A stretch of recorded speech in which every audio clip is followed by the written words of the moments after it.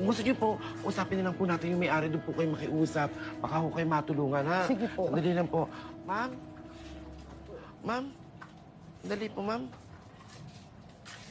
Walang kayo na 300. Oh, Conrad, anong problema? Eh kasi po si nanay, bumibili ng gamot, 750 ang isa, dalawa, 1.5. Ang pera niya, 1.2, kulang siya ng 300. Oh, Nay, kulang po pala kayong 300. Eh, kung pagkakatiwalaan ko sana po ninyo, Apo, yung kakulangan ko pong 300 piso, ibabalik ko po sa inyo, ma'am. Usap po po.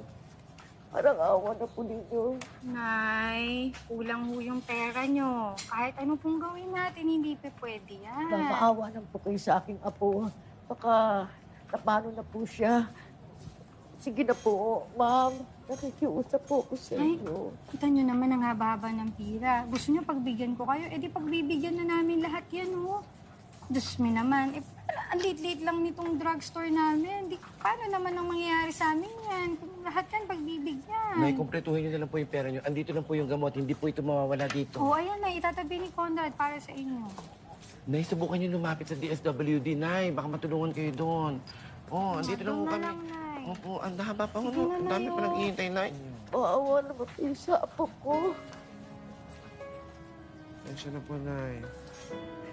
Ano po, Nay?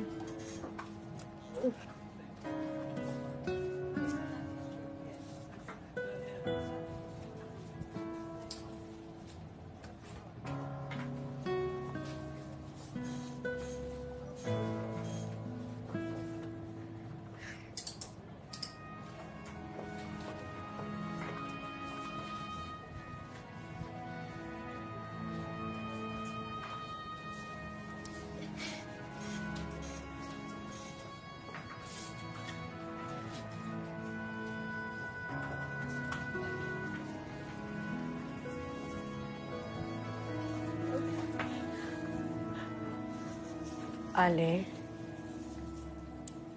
anong nangyari? Anong problema? May sakit ho ba kayo? Wala po ko sakit.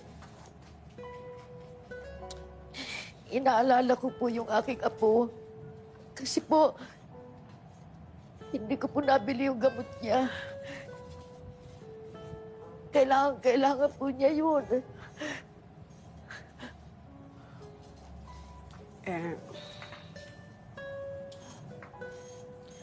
Magkano ho ba yung gamot?